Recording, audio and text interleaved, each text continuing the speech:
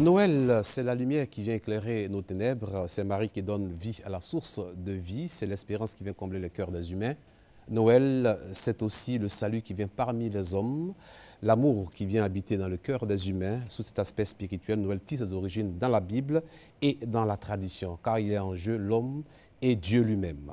Je souhaite fête de Noël à toute la Côte d'Ivoire et pour commencer tout de suite cette émission spéciale Noël avec le cœur immaculé, disons bonne fête de Noël à tous les enfants, à tout le peuple ivoirien.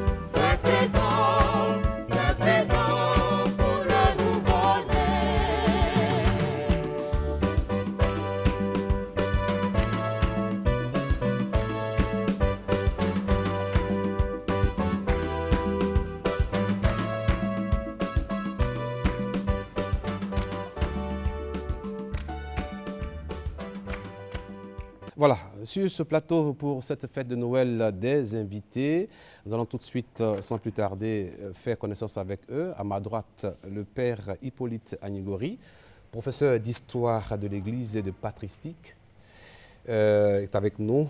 Père Agnigori, bonjour et bonne fête de Noël à vous. Bonjour M. Hazan, bonjour aux téléspectateurs. Oui. Voilà, il n'est pas seul. Avec lui, à ma gauche, il est le responsable de la famille Les Voix de l'amour, Clément Thiault n'est plus à présenter, c'est lui le berger. Et Clément Thiault, bonjour. Bonjour Hazan. Bonne fête de Noël à vous. Bonne fête à toi également. Voilà. Et puis avec nous une dame de la communauté Mère Divine d'Amour, son nom Marie-Laure Bonny, qui est avec nous. Marie-Laure, bonjour, bonne fête de Noël à vous. Bonjour Hazan, bonne fête à toi aussi. Voilà. Amis téléspectateurs, nous sommes à Noël. Bonne fête encore de Noël à toute la Côte d'Ivoire. Nous allons, avec nos invités, tenter de découvrir les origines de cette fête de Noël et ses implications dans nos vies de tous les jours. Père Hippolyte Agnigori, on va commencer avec vous. Noël, quel sens faut-il donner à la fête de Noël? La solennité de Noël, c'est évidemment cette fête qui commémore la naissance de notre Seigneur Jésus-Christ de Nazareth. Tout simplement. Tout simplement. Clément Thiault? Je dirais que pour moi, la fête de Noël, c'est d'abord le don, la présence d'un Dieu qui se fait l'un de nous. Je pourrais simplement le résumer comme ça. Dieu parmi nous. Dieu parmi nous. Il se fait l'un de nous, il se donne à nous, l'Emmanuel. Je crois que c'est cette dynamique de Dieu parmi nous qui donne tout un sens pour moi à Noël. D'accord. Marie-Laure Bonny est également en pleine dans la fête de Noël avec nous. Alors, quel sens vous donnez à la fête de Noël?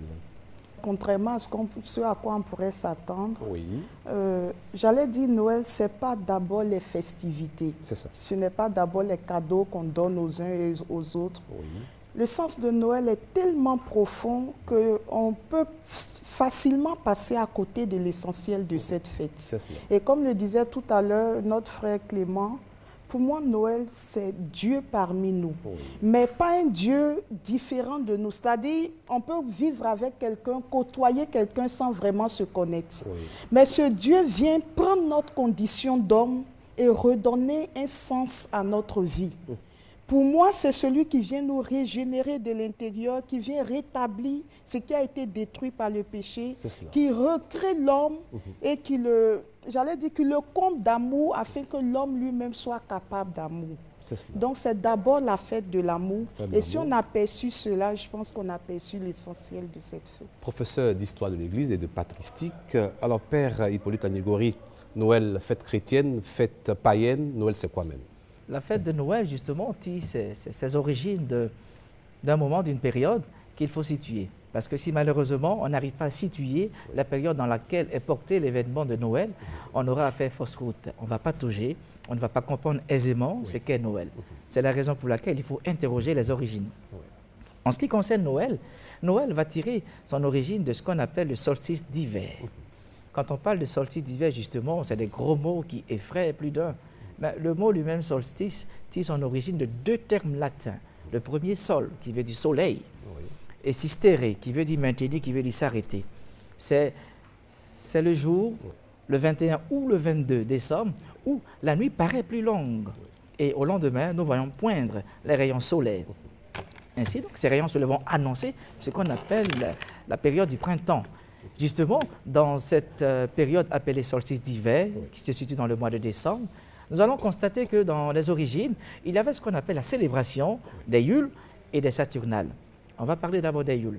Les Yules, évidemment, appartiennent à ce qu'on appelle les peuplades druides qui vont célébrer une bûche qui, malheureusement, sera mise dans le feu pour être consumée.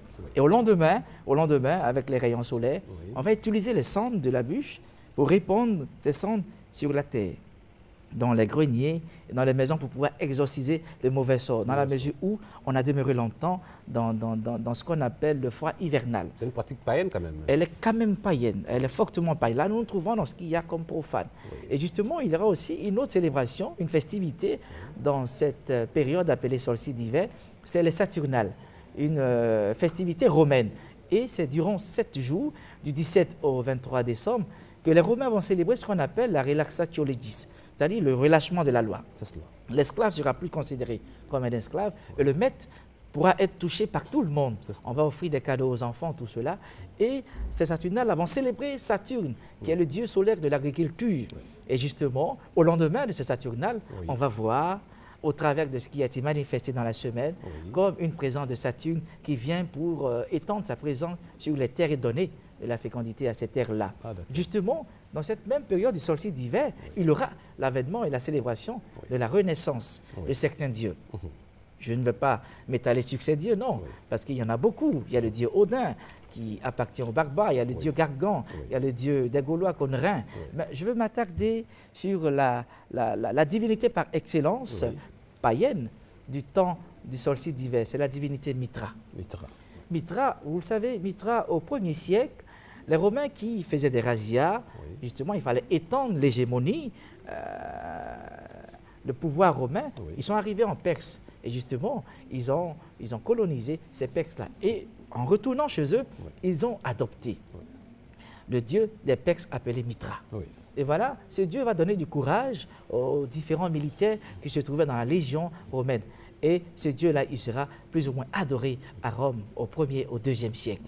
Et il faut attendre le 3e siècle pour voir que ce dieu adoré d'abord par les légionnaires, par les militaires, sera adoré par tout l'Empire, avec le roi qu'on a appelé l'empereur Aurélien, en 274.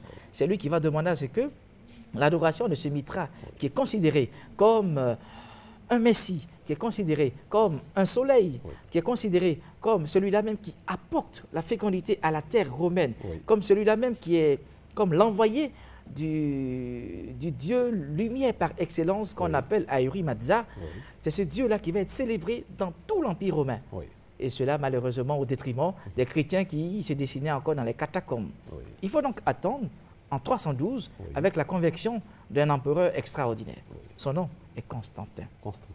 Constantin qui se convertit au christianisme va, dès sa jeunesse évidemment, il a pratiqué l'adoration du dieu Mitra, mais avec l'événement de la rencontre du Christ en 312, lors de sa conversion, il va dire que la religion par excellence, ce n'est plus la religion de Mitra, mais c'est la religion qu'on appelle christianisme. Parce qu'il dit avoir fait une expérience personnelle avec Jésus-Christ de Nazareth en 312. Ainsi donc, en 313, avec l'édit de Milan, justement en avril, il va permettre au christianisme d'être maintenant ce qu'on appelle religio licita. C'est-à-dire une religion qu'on peut pratiquer, une religion qu'on peut célébrer au vu et au su de tout le monde, une religion officielle. Et justement, 313, nous allons atteindre 320 avec le pape Jules, qui lui maintenant va insérer cette célébration de Noël-là au niveau de la coutume. Alors, on va se rendre compte de ce qu'il aura comme un glissement qui va se réaliser. Dans la mesure où Aurélien a célébré ce qu'on appelle le dieu Mitra, Oui. les chrétiens qui eux aussi vont observer Oui. ce jour du 25 décembre comme étant la naissance du dieu païen, Donc une date a été retenue. la naissance du dieu païen le 25 décembre, Oui. célébré déjà avec Aurélien en 274, on a arrêté la date. Les chrétiens catholiques, au travers du pape Jules, vont eux aussi dire qu'attention, nous, notre Dieu, Oui. ce n'est pas le Dieu païen, non. Oui. Notre Dieu, c'est Jésus-Christ de Nazareth. Bien sûr. Et même déjà au IIIe siècle, on a commencé à penser, à célébrer la date de naissance de Jésus. Oui. Parce que les empereurs, les princes, les princesses, les divinités majeures avaient des célébrations de jour de naissance. C'est votre raison. Ah, et les chrétiens, eux aussi, bon, ce n'est pas tous les chrétiens qui vont accepter ce fait-là, de Oui. célébrer la naissance du Christ. Oui. Ce qui est primordial, c'est la résurrection. Oui. Ainsi donc, les chrétiens, dans le chronographe de 320, vont commencer, eux aussi, à mettre le même jour du 25, la célébration de ce qu'on appelait le Dies Natalis Christi Invicti. Oui. Tandis que Aurélien faisait célébrer en 274 ce qu'on a appelé le Dies Natalis Solis Invicti, soleil invincible. Oui. Tandis que pour les chrétiens, le soleil levant qui vient Oui. visiter ces chrétiens-là, C'est c'est cela. Jésus-Christ de Nazareth. C'est la raison pour laquelle ils l'ont célébré là, le 25 décembre, à la même date. Mais Noël n'est pas d'une origine païenne, non. Ah, Le même jour, il y avait les deux fêtes. Le même jour, il y avait les deux fêtes à partir de 320. Oui. Et par la suite, la célébration du Dieu païen est tombée. Est tombée. Tandis que Noël est resté jusqu'à aujourd'hui. Et c'est en 354, avec le pape Libère, oui. que la fête de Noël a été officialisée Oui. dans tout l'Empire romain. Oui. Et justement, nous sommes, nous aussi, les chrétiens catholiques, insérés dans cette lancée de Liberius. Nous aussi, nous célébrons le 25 décembre, la naissance de notre soleil invincible, Oui. qui est Jésus-Christ de Nazareth, Lumen Gentium, lumière des peuples, lumière des nations. Voilà, ce qui est un peu plus clair maintenant dans l'esprit donc de tout le monde. Merci Père Hippolyte Agnès-Gori. Justement, on saisit cette perche pour venir avec Clément Tuyau. Alors, le Christ, un enfant vient à Noël et c'est tout un événement. Pourquoi spécialement cette venue devient une manifestation particulière pour l'humanité? Merci Azan. Je crois que déjà on rejoint le Père Ligori. Il me revient cette rencontre de Saint François d'Assise qui, au IVe siècle déjà, découvrait un amour fou pour le Seigneur.